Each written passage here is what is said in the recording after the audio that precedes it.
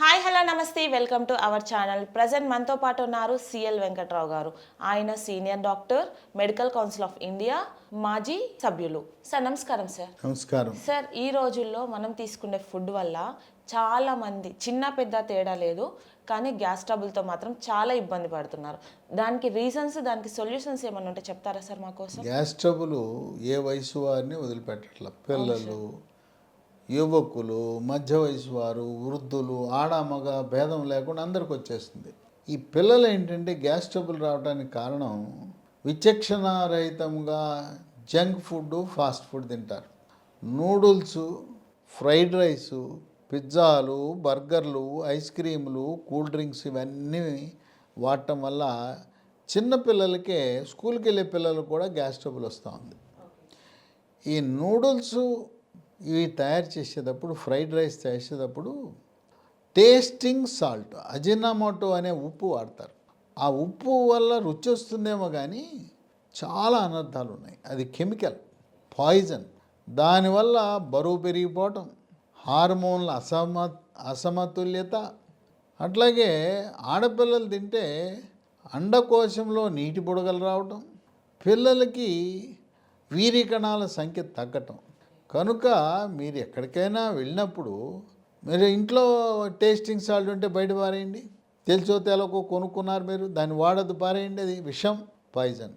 అట్లాగే మీరు ఎక్కడైనా ఏ చైనీస్ రెస్టారెంట్కో ఎక్కడికో వెళ్ళినప్పుడు నూడిల్సో ఫ్రైడ్ రైస్ ఆర్డర్ పెడితే మాకు టేస్టింగ్ సాల్ట్ వేయొద్దు అని చెప్పి అది తీసుకోండి. ఇది తెలవక పాపం దీనివల్ల ఇన్ని ప్రమాదాలు ఉంటాయి, ఎన్ని సైడ్ ఎఫెక్ట్స్ ఉంటాయని తెలవక వాడేస్తున్నారు. ఇక స్కూల్ పిల్లలు ఇవాళ ఇంటర్మీడియట్ అంటేనే టెన్షన్. కార్పొరేట్ కళాశాలలో చేర్పించేస్తారు. ఆ అమ్మాయి డాక్టర్ అవ్వాలి, అబ్బాయి డాక్టరో లేకపోతే ఇంజనీర్ అవ్వాలి. వీళ్ళ ఆకాంక్ష ఏంటి?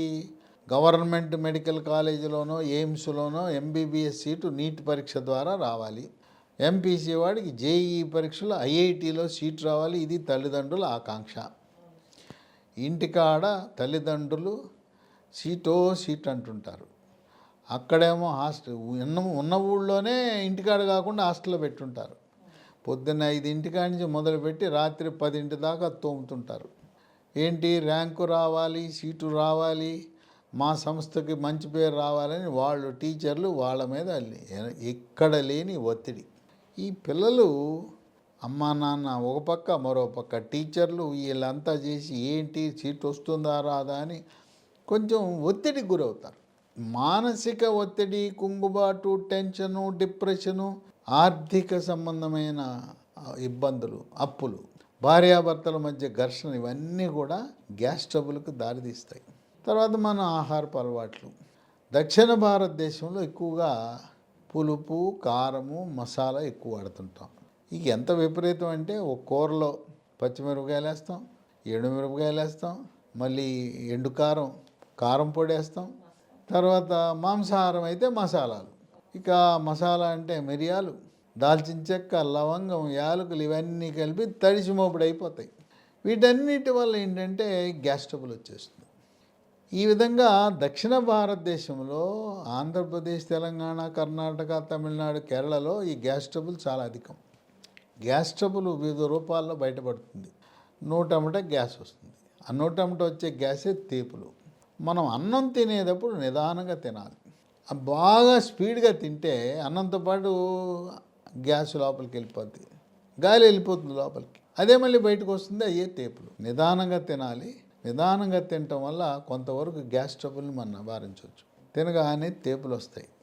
ఈ తేపులు పెద్దగా వచ్చి పక్కవాడికి వినపడుతుంటాయి, కొన్నిసార్లు పక్క గదిలో కూడా వినపడతాయి. చాలా ఇన్కన్వీనియంట్గా అసహనానికి గురవుతారు.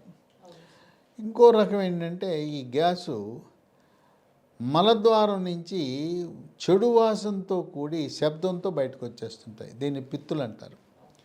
ఎక్కడైనా ఒక సమావేశంలో ఉన్నప్పుడు, ఎక్కడైనా కూర్చున్నప్పుడు ఆ దుర్వాసన, ఆ శబ్దము, ఆ పిత్తులు ఇతని యొక్క ఆత్మ గౌరవాన్ని దెబ్బతీస్తాయి, అసహనానికి గురి చేస్తాయి, అవమానానికి గురి చేస్తాయి. అక్కడికి వెళ్ళి అందరి ముందు నేను చిన్నతనం అయిపోయానే, అవమానానికి గురైన బాధపడుతుంటారు. ఇక పొట్ట గ్యాస్తో నిండిపోతుంది.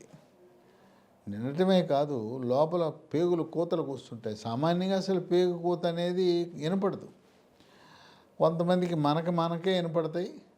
కొంచెం స్పీడ్గా కూతలు కూస్తుంటే పేగులు పక్కవాడికి వినపడతాయి. అది కొంత అసహనానికి దారితీస్తుంది. ఈ పేగులు కొయ్యటం అనేది ఆకలి అయినప్పుడు కొంతమందికి సహజంగా ఉంటుంది. కానీ ఎప్పుడు ఈ గ్యాస్తో నిండిపోయినప్పుడు ఈ కూతలు కూస్తుంటాయి. అట్లాగే పొట్ట పోతుంది. పొట్ట నిండిపోయి ఇబ్బినప్పుడు పొట్ట మీద కొట్టి చూస్తే డమడమ శబ్దం వస్తూ ఉంటుంది. ఏది డోలు కొడితే డ్రమ్ము శబ్దం వస్తుందో అలా వస్తుంది. ఈ విధంగా గ్యాస్ ట్రబుల్ దీంతోపాటు కడుపులో వస్తుంది. దీనికి లోపల ఏమైనా పుండు ఏర్పడి ఉండొచ్చు. గ్యాస్ ట్రబుల్ ఉన్నవారు ప్రతి ఒక్కరూ కూడా లైట్ అమర్చిన సన్నటి పరికరాన్ని నోటి ద్వారా లోపలికి ప్రవేశపెడతారు. దాన్ని గ్యాస్ట్రోస్కోపీ అంటారు. లోపల పుండు ఉందా తెలుస్తుంది, పేగు రాపిడి ఒరిపిడి ఉంటే తెలుస్తుంది, ఏమైనా క్యాన్సర్ ఉన్నా కూడా తెలుస్తుంది. గ్యాస్ ట్రబుల్ ఉన్నప్పుడు కేవలం గ్యాస్ట్రోస్కోపీయే కాకుండా మనకి కాలేయం కింద చేదు గాల్ బ్లాడర్ అని ఉంటుంది. దాంట్లో రాళ్ళు ఏర్పడినప్పుడు కూడా గ్యాస్ ట్రబుల్ వచ్చే అవకాశం ఉంది. కనుక గ్యాస్ట్రోస్కోపీతో ఆగకుండా అల్ట్రాసోనోగ్రఫీ స్కానింగ్ అనేది చేయించుకుంటే ఈ పిత్తకోశంలో రాళ్ళు ఉంటే తెలుస్తాయి. ఆ రాళ్ళు తొలగిస్తే గ్యాస్ ట్రబుల్ పోయే ఛాన్స్ ఉన్నాయి, అవకాశం ఉంది.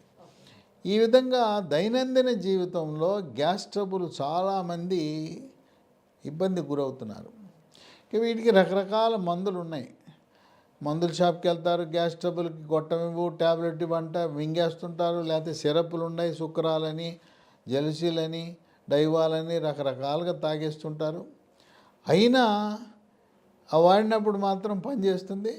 మానగానే మళ్ళీ నేనున్నానని చెప్పి మళ్ళీ పునరావృతం అవుతుంది. ఈ గ్యాస్ట్రోస్కోపీ పరీక్ష చేసినప్పుడు కొంతమంది డాక్టర్లు ఒక చిన్న ముక్కకి పరీక్ష తీస్తారు. ముక్క అనగానే రోగులకు భయం వచ్చేస్తుంది. అమ్మ ముక్క తీశారు ఏమైనా క్యాన్సర్. ముక్క తీయటం అంటే క్యాన్సర్ అనుకుంటారు. ఆ ముక్క ఎందుకు తీస్తారంటే అక్కడ సూక్ష్మక్రిముల ప్రభావం వల్ల ఏమైనా వచ్చిందా అని తెలుసుకోవటం కోసం. రట్ టెస్ట్, ఆర్యూటీ టెస్ట్ అంటారు, ర్యాపిడ్ యూరియేజ్ టెస్ట్ అనేది చేయటం కోసం తీస్తారు. కనుక ఎవరు కంగారు పడద్దు. ఇవి క్రిముల వల్ల, అంటే మనకు జీర్ణకోశంలో 2 రకాల క్రిములు ఉంటాయి. గుడ్ బ్యాక్టీరియా, మంచి బ్యాక్టీరియా, ఉపయోగపడే బ్యాక్టీరియా. దానికి ఉదాహరణ లాక్టోబాసిలస్ మనకి మజ్జిగలో, పెరుగులో ఉంటాయి. అవి హానికరమైన బ్యాక్టీరియా, బ్యాడ్ బ్యాక్టీరియా, మనకి ఇబ్బంది కలిగించే బ్యాక్టీరియా కూడా ఉంటాయి. ఎప్పుడైతే మన జీర్ణకోశంలో మంచి బ్యాక్టీరియా సంఖ్య ఎక్కువ ఉంటుందో ఈ బ్యాడ్ బ్యాక్టీరియాని బయటికి తరిమేసి మనం ఆరోగ్యంగా ఉండేలా చూస్తుంది. ఈ బ్యాడ్ బ్యాక్టీరియా ప్రభావం వల్లనే ఈ పేగు పూత, రాపిడి, పుండు, ఈ గ్యాస్ ట్రబుల్ కూడా వచ్చే అవకాశం ఉంది. ఇన్ని మందులు వాడాను తగ్గటం లేదంటే కొంతమందికి దురలవాట్లు ఉంటాయి. ధూమపానం, సిగరెట్టు, బీడీ, చుట్టా, గుట్కా, పాన్ పరాగు, నస్యము, జరదాకిళ్ళి, కారాకిళ్ళి, ఈ ఖైనీ లాంటి పొగాకు ఉత్పత్తులు వాడటం వల్ల దాంట్లో ఉండే నికోటిన్ ఈ గ్యాస్ ట్రబుల్ని పెంచి పోషిస్తుంది. సిగరెట్ మాననంత కాలము గ్యాస్ ట్రబుల్ తగ్గదు.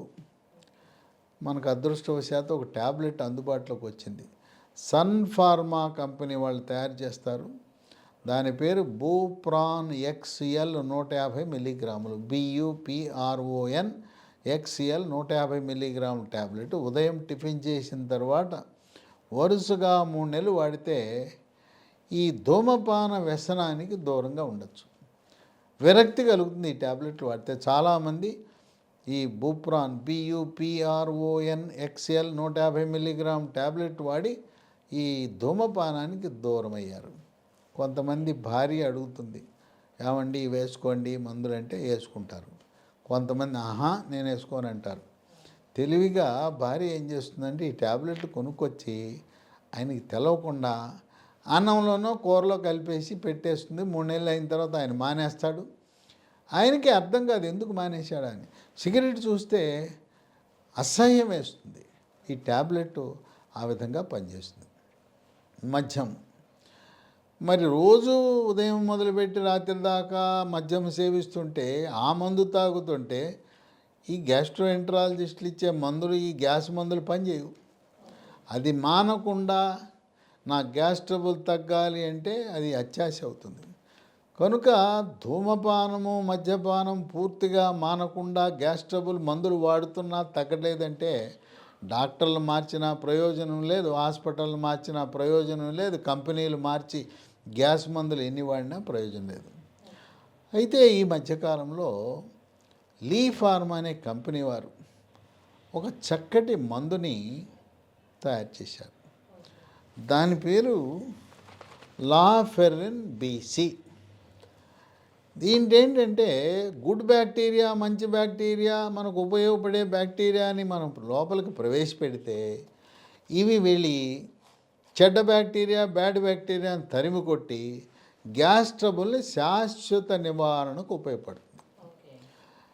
దీంతోపాటు ఎసమప్రజోల్ 40 మిల్లీగ్రామ్ ఒక మాదిరిగా ఉంటే పరగడుపున ఒకటి, తీవ్రంగా గ్యాస్ ట్రబుల్ ఉంటే రాత్రిపూట పడుకునే ముందు ఒకటి, రోజుకు 2.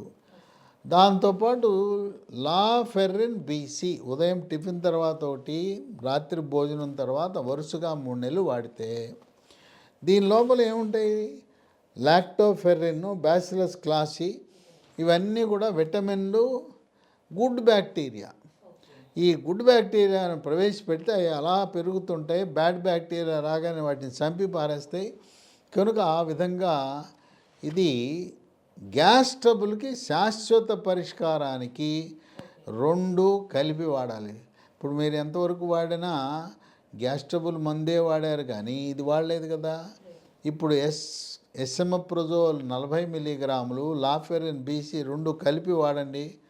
శాశ్వతంగా మళ్ళీ అసలు గ్యాస్ ట్రబుల్ అనేది ఉండదు. ఇది మనకి ఎక్కడ దొరుకుతుంది? అమెజాన్లో ఆన్లైన్లో ఆర్డర్ పెట్టచ్చు, లేదా కంపెనీ వారి వెబ్సైట్ లీ ఫార్మా వెబ్సైట్ www.leehealthdomain.com, లేదా ఆన్లైన్ అంటే తెలవని వారు ఫోన్ చేసినా కొరియర్ ద్వారా మన ఇంటికి పంపిస్తారు. 9100107480 9100100748. రెండవ నంబరు 8977030218. మూడోది 9502897374. దీంట్లో ఎటువంటి రకమైన రసాయనాలు ఉండవు. మీరు ఇప్పటికే షుగరు, బీపీ, గుండె జబ్బులు లాంటి మందులు వాడుతుంటే వాటితో పాటు ఇది కూడా వాడచ్చు, రియాక్షన్లు రావు. కనుక చాలా సురక్షితమైనవి. ఈ ఎసమప్రజోల్ 40 మిల్లీగ్రాములు, లాఫెరిన్ బీసీ 2 కలిపి 3 నెలలు వాడిన వాళ్ళు హాయిగా, సుఖంగా, సంతోషంగా గ్యాస్ ట్రబులను శాశ్వతంగా విముక్తి పొంది ఆనందంగా జీవితాన్ని గడుపుతున్నారు. అయితే ధూమపానము, మద్యపానము విడనాడకుండా నా గ్యాస్ ట్రబుల్ పోవాలనుకోవటం ఆశ కాదు, దురాశ, అత్యాశ అవుతుంది. ఓకే, చూసారు కదా వ్యూయర్స్, డాక్టర్ గారు ఈ వీడియోలో గ్యాస్ట్రిక్ గురించి ఎంత బాగా ఎక్స్ప్లెయిన్ చేశారో, అలాగే గ్యాస్తో బాధపడుతున్న వాళ్ళు ఎవరైనా ఉంటే ఈ వీడియో చూసి కింద స్క్రోల్ అవుతున్న నెంబర్స్కి కానీ, లేదంటే డిస్క్రిప్షన్లో ఉన్న నెంబర్స్కి కానీ, లీ ఫార్మా వాళ్ళది వెబ్సైట్లో కానీ, అమెజాన్లో కానీ ఈ ప్రోడక్ట్ అవైలబుల్లో ఉంది. వెంటనే ఆర్డర్ చేసుకొని యూజ్ చేసుకోండి. Thank you sir.